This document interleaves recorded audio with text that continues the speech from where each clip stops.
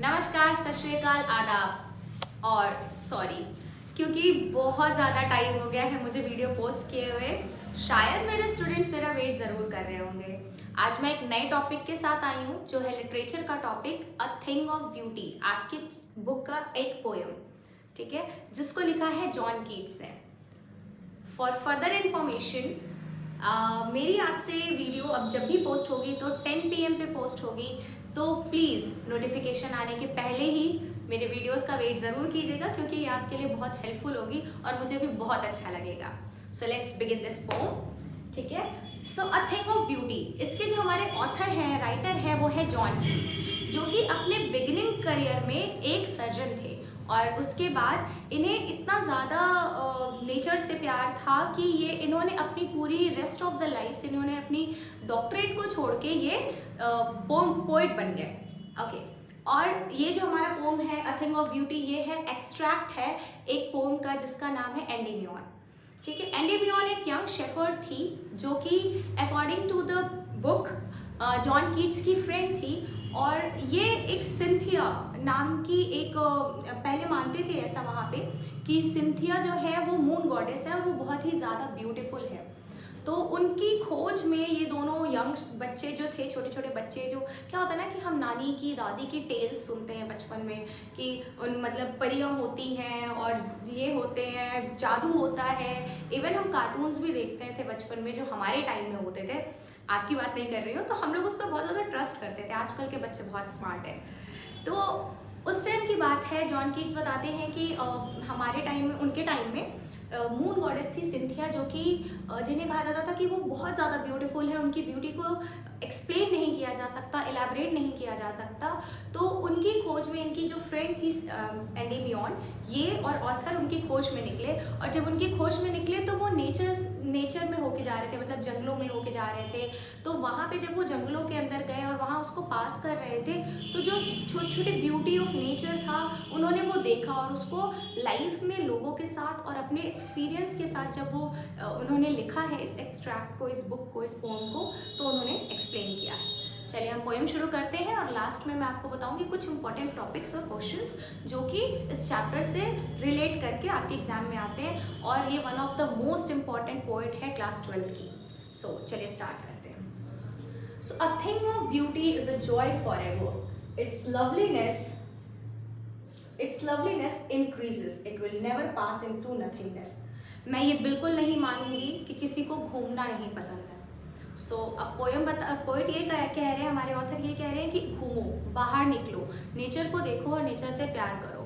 And when you will see, बिना nature के life एक बिल्कुल ही कलरलेस हो जाएगी क्योंकि आप कितना ह्यूमन मेड कलर और सारी चीज़ें फिल करोगे लाइफ में। It's important. सुबह उठते हैं तो कौन सी चीज़ अच्छी लगती है? हम घूमने क्यों जाते हैं?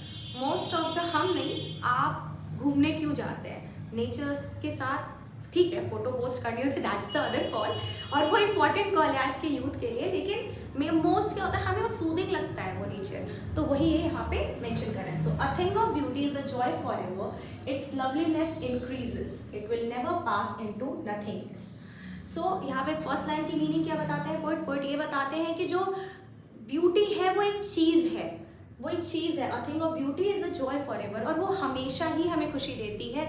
ऐसा कभी नहीं होगा कि हमें ब्यूटी को या फिर नेचर को देख के या कोई बहुत ब्यूटीफुल नेचर के पार्ट को देख के हमारा मूड ऑफ होता है। नहीं, हमारा बल्कि मूड ऑफ होता है तो थोड़ा सा ऑन होता है, और अगर हम नेचर से बहुत ज़्यादा कनेक्टेड है तो थोड़ा सा ज़्यादा ऑन हो जाता है और वो एनर्जेटिक हो जाते हैं, हम वापस से अपनी लाइफ में आगे प्रॉब्लम्स से टैकल करने के लिए। So it's loveliness increases, nature, जितना आप नेचर में जाओगे वो उतना ही प्यारा दिखता जाएगा, उतना ही आपको अच्छा फील होगा, लाइट फील होगा और बहुत ही ज़्यादा मज़ा आएगा। और ठीक है, फ़ोन लेके जाना क्योंकि पोस्ट करना ज़रूरी है सोशल मीडिया पे। It will never pass into nothingness, और जो जब भी आप ग्लूमी फील कर रहे हो, सैड फील कर रहे हो, तो आप क्या करोगे? आप कभी जाओ बाहर, कुछ अच्छे अच्छे फोटोज़ देखो नेचर के, या फिर आपके पास टाइम हो, ऑप्शन हो, तो आप बाहर जाओ। अभी क्या है, बोर्ड्स एग्जाम आ रहे हैं, बहुत ज़्यादा स्ट्रेस है, तो आप क्या करो? सुबह उठो और छत पे जाओ।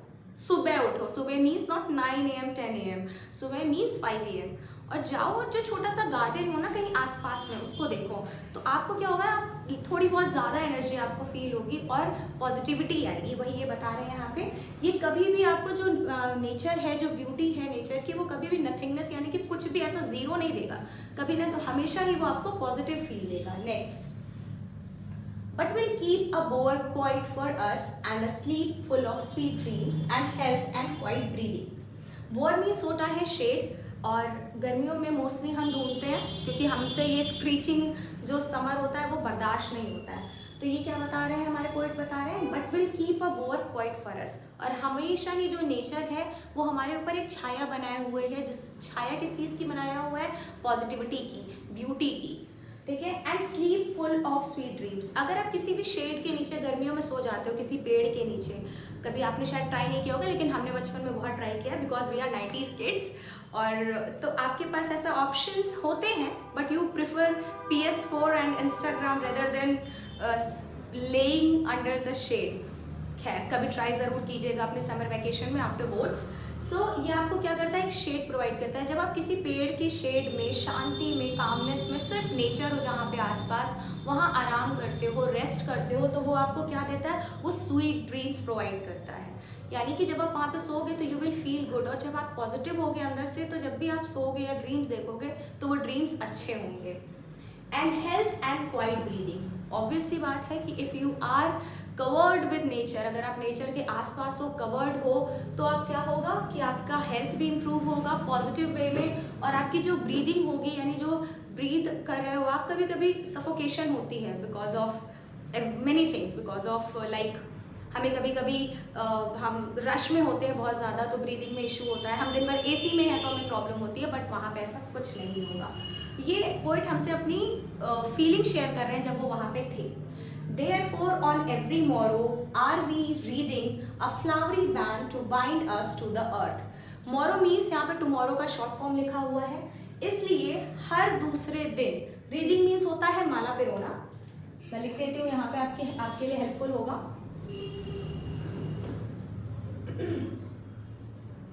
थोड़ी सी हिंदी राइटिंग गंदी है पर समझ जाइएगा, माला बनाना या पिरोना। चलिए कोई बात नहीं, कुछ ज़्यादा ही बड़ा हो गया है। So therefore on every morrow are we wreathing a flowery band to bind us to the earth. तो हम क्या करते हैं, हर रोज़, हर दूसरे दिन जब हम उठते हैं और नेचर के पास होते हैं, जब हम घूमने जाते हैं, बाहर निकलते हैं, तो हमें बहुत सुंदर सुंदर जब नेचर व्यूज़ दिखते हैं तो हम क्या करते हैं, बाहर निकलते हैं, उसको इन्जॉय करते हैं। और उसके लिए तो आप ज़रूर सुबह उठते हैं, भले बोर्ड एग्जामिनेशन के लिए उठें या ना उठें। सो हम क्या करते हैं, नेचर जो क्या करता है ना, एक फ्लावरी बैंड मीन्स होता है हाथ में गजरा, माले का, सॉरी फ्लावर्स के जो माला होती है, गजरा होता है, उसको हाथ में पहनना, that is called flowery band, ठीक है। या फिर आप माला, गले की माला को भी कह सकते हैं। सो नेचर और हमारे बीच में क्या होता है, एक इनविजिबल माला बनी होती है जो कि हमें पॉजिटिव फील देती है।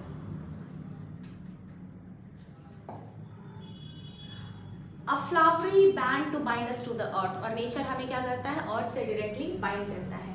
Spite of despondence of the inhuman dearth of the noble natures of the gloomy days. So spite यहाँ पे in spite का शॉर्ट लिखा हुआ है, spite of despondence. Despondence means होता है मायूसी, सैडनेस। इतना टाइम दे दिया मैंने, इतना ब्रेक दे दिया कि मैं भूल जा रही हूँ कि एग्जैक्टली कौन सी चीज़ को टच करने पे क्या चलने वाला है, मैं भूल गई। कुछ नहीं, कुछ उम्र का असर है। So spite of despondence in of the inhuman dearth of noble natures of gloomy days. So sadness के अलावा इनह्यूमन डर्थ मीन्स क्या होता है, डर्थ मीन्स होता है कमी, किसी चीज़ की लैक ऑफ समथिंग, ठीक है। So spite of despondence, sadness के अलावा ऑफ द इनह्यूमन डर्थ, यानी इनह्यूमन नेचर जो होता है, लोग, अब ऑब्वियसली बात है आजकल हम क्या करते हैं, अपने सेल्फिशनेस के लिए हम लोगों से अपना काम निकलवाने के लिए कुछ भी करते हैं, कभी झूठ बोलते हैं, कभी उन्हें धोखा दे रहे होते हैं, कभी कुछ कर रहे होते हैं, बट नॉट मी और not you, there are several people, हमारे आसपास बहुत सारे ऐसे लोग हैं। सो वो क्या कर रहे हैं कि सैडनेस के अलावा हमें और क्या देती है, और हमारे आसपास और क्या इनह्यूमन डर्थ है, यानी कि इनह्यूमन बिहेवियर है लोगों का, of the noble natures of the gloomy days. और ऐसा नहीं है कि सिर्फ खराब लोग ही हमारे आसपास हैं, हमारे आसपास हमारे अच्छे भी हैं जो हमारा अच्छा चाहते हैं और जो हमें एडवाइस करते हैं कि हम ये चीज़ करेंगे तो हमारे लिए अच्छा होगा या गलत होगा या खराब होगा। Of the gloomy, gloomy means होता है सैडनेस, और मतलब कह सकते हैं ना जब ब्रेकअप हो रहा हुआ होगा आपका तो वो ये डेज फील हुए होंगे आपको, ग्लूमी डेज। सो वो जब वो फील करो आप तब भी आप नेचर के पास जा सकते हो। ब्रेक लीजिए, घूमने जाइए 1-2 दिन के लिए और वापस आइए, फिर पढ़ाई में मन लगेगा, बेटा बोर्ड वापस नहीं आने वाला। So sorry again for this. Of all the unhealthy and over darkened ways made for our searching, yes, in spite of all। और हमें यहाँ पोइट किस ये 4 लाइन में पोइट हमें कुछ बता रहे हैं, क्या क्या बता रहे हैं कि हमारी लाइफ में सैडनेस होती है, हमारी लाइफ में इनह्यूमन पीपल हैं, लोग हैं ऐसे ढेर सारे जो कि जिनका बिहेवियर अच्छा नहीं है, जिनका नेचर अच्छा नहीं है, ठीक है। हाँ, ऐसा नहीं है कि अच्छे लोग नहीं है, बट उन्होंने दोनों ही मेंशन किया है। ऑफ द ग्लूमी डेज, और हमारा जब मूड ऑफ होता है, हमारे सैड मतलब बुरे दिन होते हैं या मूड ऑफ होता है, ऐसे दिन होते हैं। Of all the unhealthy and over darken ways, यानी कि हमारे अनहेल्दी डेज जब हम बीमार होते हैं, और ओवर डार्कन वेज यानी कि जब हमें समझ में नहीं आता कि अब सिलेबस ज़्यादा, टाइम कम और एग्ज़ाम बहुत पास में, विद इन 1.5 months। सो अब क्या कर रहे हैं, फटाफट फटाफट यूट्यूब चला रहे हैं ना बेटा, बस वही है यहाँ पे लिखा हुआ, डार्कन डेज आपकी यही है मतलब बुरे दिन, जब हमें कुछ समझ में नहीं आता, जब हम कुछ चूज नहीं कर पाते या कुछ डिसाइड नहीं कर पाते। Made for our searching, yes, in spite of all, some shape of beauty moves away the pall। So made for our searching। अब तो नेचर क्यों बना है, हमारे सर्च करने के लिए बना है कि घूमो ढूंढो। बहुत सारी ऐसी स्पीसीज हैं दुनिया में जिन्हें ह्यूमन सर्च नहीं कर पाए हैं। हम अभी समुद्र के बहुत अंदर तक नहीं पहुंच पाए हैं, ज़मीन के अंदर भी हम एक लिमिट तक पहुंच पाए हैं, उसके अंदर हम नहीं जा पाए हैं। तो वही सारी चीज़ें यहाँ मेंशन है कि जो नेचर हमारे लिए बना है, यहाँ पे ये मेंशन कर रहे हैं पोएट, हमारे ऑथर, क्या नाम था, जॉन कीट्स, भूलिएगा मत क्योंकि ऑथर का नाम भी आता है। So made for our searching, हमारे घूमने के लिए, हमारे सर्च करने के लिए बना हुआ है। Yes, in spite of all, और सारी बुरी चीज़ें हैं हमारी लाइफ में। अब हमारे लाइफ है, हम ह्यूमन है, हमारे लाइफ में बहुत सारी प्रॉब्लम्स होंगी जिन्हें हमें फेस करना है। सो उनके अलावा भी हमारे पास क्या है, पॉल मीन्स होता है cover, some shape of beauty moves away the pall. और एक शेप ऑफ ब्यूटी है, ब्यूटी मतलब नेचर का एक पार्ट है जो ब्यूटीफुल है, जो सूदिंग है, जो बहुत अच्छा फील करा रहा है, वो हमें क्या करता है, इन सारी प्रॉब्लम्स को कवर कर देता है एक कर्टेन की तरह, और हमें क्या करता है, नेक्स्ट चीज़ के लिए, नेक्स्ट डे के लिए और नेक्स्ट स्टेप के लिए रेडी करता है। फ्रॉम आवर डार्क स्पिरिट्स, देखिए एक टाइम ऐसा था जब धरती पे हमारे यहाँ राक्षस रहते थे और ऊपर आसमान में हमारे यहाँ देवता रहते थे। फिर एक टाइम ऐसा आया कि धरती पे ही दोनों रहने लगे, ठीक है। फिर एक टाइम, थर्ड टाइम ऐसा आया कि एक ही फैमिली में रहने लगे। अब धरती पे कैसे, जैसे राम और रावण। फिर एक टाइम ऐसा आया कि कर्ण और उनकी ही फैमिली में राक्षस भी रहने लगे और अर्जुन भगवान भी रहने लगे। अब टाइम कलयुग ऐसा है कि हमारे ही शरीर में देवता भी मिलेंगे और दानव भी मिलेंगे। तो वही बता रहे हैं कि फ्रॉम आवर डार्क स्पिरिट्स, हमें अपनी डार्क स्पिरिट्स को, अपनी नेगेटिविटी को, अपनी जो भी फालतू की थॉट्स हैं कि ये गलत है, ये सही है, ये सारी चीज़ों को हटा देना है अपनी लाइफ से, ठीक है। और वो क्या चीज़ हेल्पफुल है हमारे लिए, उसके लिए नेचर हेल्पफुल है। सो सच अब ये बता रहे हैं इस पार्ट ऑफ पोम में हमें, सॉरी उसको साइड कर दिया, डिस्टर्ब कर रहा था। अब ये बता रहे हैं कि वो क्या क्या चीज़ें हैं, ऑथर को क्या क्या चीज़ें अच्छी लगती हैं कि उनको पॉजिटिविटी देती है। Such the sun, the moon, trees old and young, sprouting a shady boon for simple sheep and such are daffodils with the green world they live in and clear rills. तो अब ये इन्होंने क्या बताया है, क्या क्या चीज़ें इंपॉर्टेंट है इनकी लाइफ में जो इनको पॉजिटिविटी देती है। जैसे कि सन है जो ब्यूटी इनको प्रोवाइड कर रहा है। मैं कलर चेंज करना चाहूँगी, बहुत देर से मैं एक ही कलर यूज कर रही हूँ and I am getting bored now. गलत बात है, अब लड़कियों को पसंद आएगा और मुझे भी। खैर, अब तो क्या क्या चीजें हैं, द सन, द मून। एक क्वेश्चन आता है इस चैप्टर से, इस पोएम से, जो कि होता है कि what are the things poet had mention in the poem which shows positivity in her life or which gives positivity in his life, his gender problem, his life, और क्या क्या what are the things mention in the poem which explains the beauty of nature. तो उसमें आपको ये चीजें mention करनी पड़ेगी, the sun, the moon, old trees, young trees, sprouting a shady boon, simple sheep, such are daffodils. अब इन्होंने किसी चीज को छोड़ा नहीं है, छोटी सी बड़ी चीज सारी चीजों को काउंट किया है। इनके लिए सन भी पार्ट ऑफ नेचर तो है, लेकिन इनका कहना है कि इनको जो पॉजिटिविटी दे रहा है वो क्या दे रहा है, सन भी पॉजिटिविटी दे रहा है, मून भी पॉजिटिविटी दे रहा है, पुरानी ट्रीज भी पॉजिटिविटी दे रही है, यंग ट्रीज भी पॉजिटिविटी दे रही है, sprouting a shady boon. Even यही नहीं कि ट्रीज ही इनको पॉजिटिविटी दे रहे हैं या फिर नेचर, वही ट्रीज ही इनको सूदिंग प्रोवाइड कर रहा है, अच्छा फील करा रहा है, पॉजिटिव फील करा रहा है। इवन जो छोटे छोटे प्लांट्स होते हैं जो अभी निकल रहे होते हैं वो भी इनको एक पॉजिटिविटी फील कराते हैं कि मिट्टी के इतने अंदर से वो उन्होंने क्या किया, स्ट्रगल किया है, और नाउ दे आर ब्लूमिंग, वो खिल रहे हैं, सुंदर दिख रहे हैं।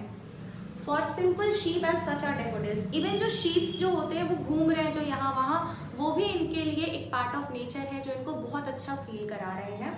सच आर डैफोडिल्स। डैफोडिल्स जो होती हैं वो येलो कलर के फूल होते हैं जो मोस्टली ऐसे एरियाज में हिली एरियाज में मिलते हैं, ठीक है। सो डैफोडिल्स भी, तो इन्होंने बोला ये जहाँ पे बैठे हुए थे वहाँ पे ट्रीज के नीचे, ये शेड के नीचे बैठे हुए थे, बून के नीचे, और ढेर सारे वहाँ पे डैफोडिल्स के फूल थे जो कि इनको बहुत ज़्यादा अट्रैक्टिव लग रहे थे और बहुत ज़्यादा अच्छे लग रहे थे। और इन्होंने क्या मेंशन किया है, oh my goodness, it's disturbing me. चलो, और क्या मेंशन किया है, when the green world they live in and clear rills that for themselves a cooling covert make case the hot season the mid forest break। अब इन्होंने और क्या बोला है कि अब ग्रीन वर्ल्ड में और क्या क्या चीजें हैं, green clear rills। Clear reels, अब क्लियर रिल्स क्या होती है, क्लियर रिल्स आपने देखा होगा कि पहाड़ के बीच में से या फिर पत्थरों के बीच में से जो छोटी छोटी पानी की नदी नहीं कह सकते उसको, फ्लो ऑफ वाटर होता है, वो रिल्स कहलाता है, ठीक है। और ये भी मेंशन करना है आपको आंसर में। क्लियर रिल्स जो होते हैं वो क्या करते हैं, वो सारे एनवायरनमेंट को कूल करते हैं। यहाँ पे लिखा ना, कूलिंग कोवर्ट में टेज the hot season the mid forest brake. और फॉरेस्ट के बीच में अगर छोटी सी कोई छोटा सा पहाड़ है या फिर कोई ऐसा पार्ट है जहाँ पे पत्थर ढेर सारे, और वहाँ से पानी अपना रास्ता बना लेता है, ह्यूमन भी अपना रास्ता बना लेते हैं, बस थोड़ी मेहनत करनी पड़ती है। तो वही ये रास्ता बनाया है पानी ने, यहाँ पे उसको रिल्स कहते हैं। रिल्स ने क्या किया है कि फॉरेस्ट के बीच में, एक पहाड़ के बीच में से उसने अपना रास्ता बना लिया है। और वो क्या कर रहा है, जब हॉट सीजन होता है, जब बहुत ज़्यादा गर्मियाँ होती हैं, तो वो हमें क्या करता है, कूलिंग प्रोवाइड करता है, आइस को भी कूलिंग प्रोवाइड करता है, और वाटरफॉल होता है तो एंजॉय करना तो आपको अच्छा लगता ही होगा। और कमेंट्स में बताइएगा कि कौन कौन से वाटरफॉल आप विजिट किए हैं जिससे मैं भी जा पाऊँ। आज तक एक भी वाटरफॉल नहीं गई, मम्मी नहीं जाने देती मेरी, कोई बात नहीं है, मुझे बताइएगा, मैं ज़रूर जाऊँगी। So rich with the sprinkling of fair musk rose blooms, and such too is the grandeur of the dooms. We have imagined for the mighty dead all lovely tales that we have heard or read, an endless fountain of immortal drink, pouring unto us from the heavens spring। अब इसकी बात करते हैं, हम 2 lines की पहले।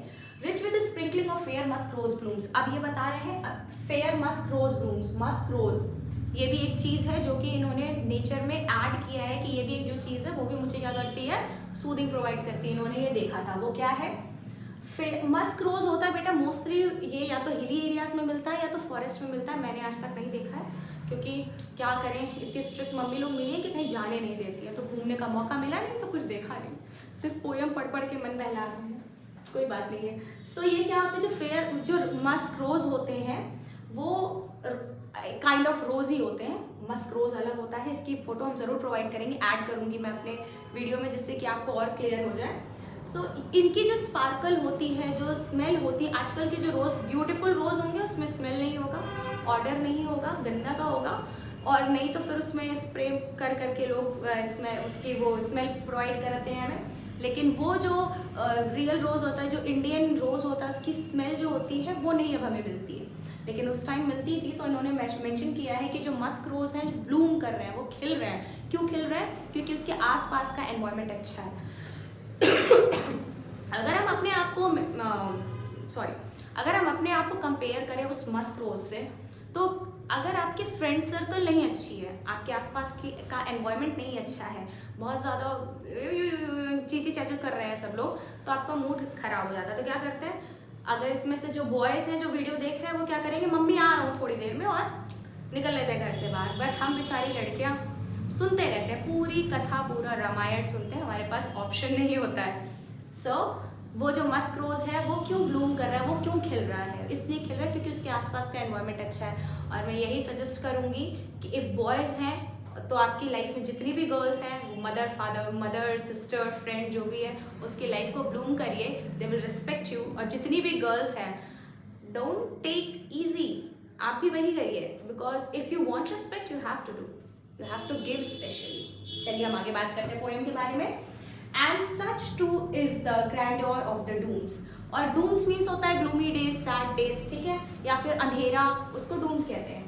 सो हमारे जो ये सारी चीज़ें हैं जो इन्होंने नेचर में नेचर की एक्सप्लेन की हैं, वो क्या है, वो हमें ग्लोरी प्रोवाइड करती है, वो हमें पॉजिटिविटी प्रोवाइड करती है, वो हमें ग्लूम होने के लिए, ब्लूम होने के लिए, स्प्रिंकल होने के लिए, स्पार्क करने के लिए एक एनर्जी प्रोवाइड करती है। वही दिया हुआ है कि उन सच डूम्स, यानी कि बुरे दिनों में, जब हमारा दिन अच्छा ना हो, जब हमारा मूड अच्छा ना हो, तो नेचर हमें एक पॉजिटिविटी प्रोवाइड करता है, एक लाइट प्रोवाइड करता है। देखिए यहाँ लाइट कम होने की वजह से मैं ऐसी दिख रही हूँ, वरना मैं फिल्टर लगा के बहुत अच्छी दिखती हूँ। खैर आगे बात करते हैं। If we have imagined for the mighty dead all lovely tales that we have heard or read। अब देखो यहाँ पे टेल्स की बात करती ना, कहाँ जाएंगे, इन्होंने भी दादी मम्मी से यही कहानियाँ सुनी हैं। खैर, we have imagine for the mighty dead. अब हम क्या करते हैं कि हम भगवान के बारे में भी तो हमने सुनी होती है ना बातें, all lovely tales that we have heard or read, हमने बुक्स पढ़ी हैं, हमने बातें सुनी हैं, तो हम क्या करते हैं, सारे जो रिचुअल्स हैं, जो मैं कोई भी रिचुअल्स को लेके क्लैश नहीं करेगा मेरी बात को, मैं सिर्फ समझाने के लिए एक एग्जांपल दे रही हूँ कि हमारी जो पूजा पाठ है, या जो तरीके हैं उठने के, सोने के, खाने के, पूजा पाठ करने के, मंदिर जाने के, तो वो क्या है, वो हमारे बड़े लोगों ने हमें दी हुई है, हमें बताई हुई है। तो वही चीज़ हम अपने जनरेशन को, अपने नेक्स्ट जनरेशन को भी बताएंगे। तो जितना हम सीखेंगे उतना हम सिखाएंगे, वही चीज़ है यहाँ पे। तो यहाँ पे उन्होंने बोला है कि माइटी डेड, यानी कि जो माइटी डेड, यहाँ सिर्फ भगवान की बात नहीं हो रही है, माइटी डेड हमारे पूर्वजों की बात हो रही है।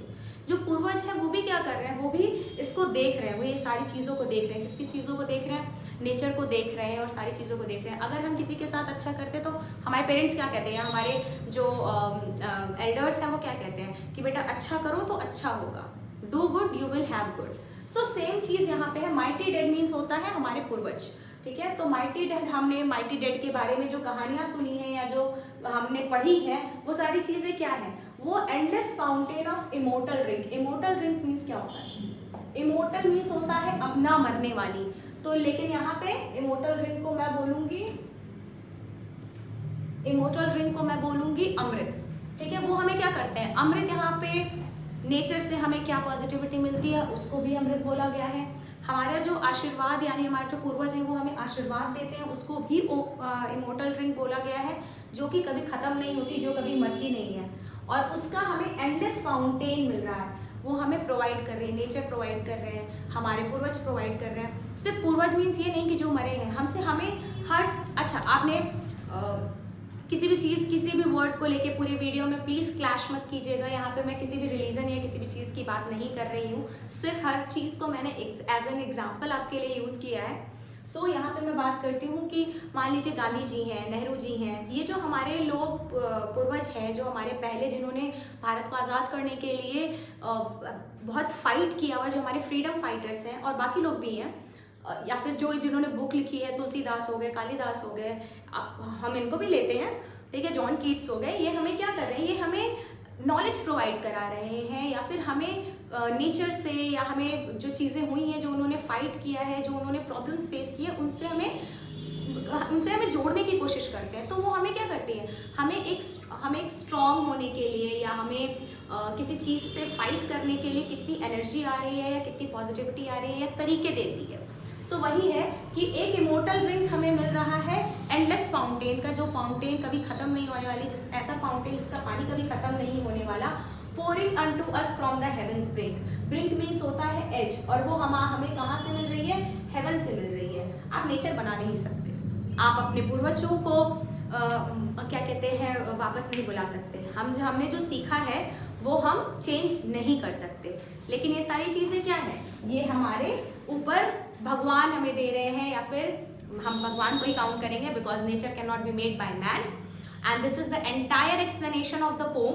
और अगर आपको फिगर ऑफ स्पीच यानी कि इस पोम में कौन कौन सी फिगर ऑफ स्पीच यूज़ हुई है इसके लिए आपको नॉलेज चाहिए होगी तो प्लीज़ कमेंट सेक्शन में हमें कमेंट करें और मैं कमेंट ज़रूर पढ़ूंगी और ज़रूर रिप्लाई दूंगी। और इवन मैं एक अलग से वीडियो शॉर्ट वीडियो बना दूंगी जिससे कि इसमें क्या क्या क्या पोएटिक डिवाइसेस यूज़ हुए हैं वो मैं आपको एक्सप्लेन कर पाऊँ। So this is the explanation of the chapter. हमारे साथ बने रहिए, नेक्स्ट वीडियो जल्दी ही अपलोड होगा और 10 बजे मैं वेट करूंगी कि मेरे कितने बच्चे हैं जो मेरे पास आ रहे हैं थोड़ी सी नॉलेज लेने के लिए और मुझसे बातें शेयर करने के लिए। Thank you.